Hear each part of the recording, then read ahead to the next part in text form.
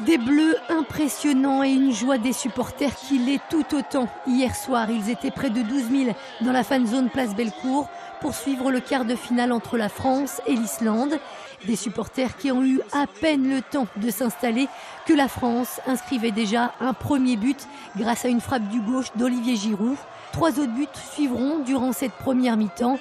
Un vrai régal pour les supporters. Payet, Griezmann, tout le monde était extraordinaire. Même Umtiti, qui n'avait jamais joué en équipe de France, a cartonné.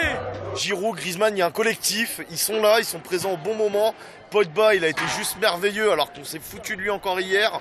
C'est magnifique. Tu veux dire, c'est une France magnifique. 4-0 à la mi-temps, on n'aurait jamais parié ça. Hein. Super. Un peu moins super en revanche, c'est cette deuxième mi-temps, beaucoup moins intense. Si Giroud a définitivement enfoncé le clou en inscrivant de la tête un 5e but, les Bleus se sont relâchés. Résultat, 2 buts inscrits par les Islandais, petits poussets de la compétition. De quoi susciter quelques inquiétudes avant la demi-finale face à l'Allemagne, championne du monde en titre.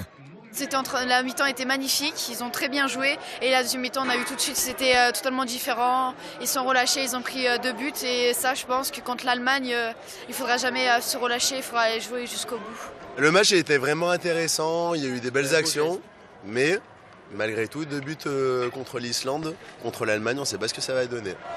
Rendez-vous donc jeudi pour suivre cette demi-finale entre la France et l'Allemagne. Un match qui se jouera à Marseille. Notez que Lyon accueillera ce mercredi l'autre demi-finale, celle qui opposera le Portugal et le Pays de Galles.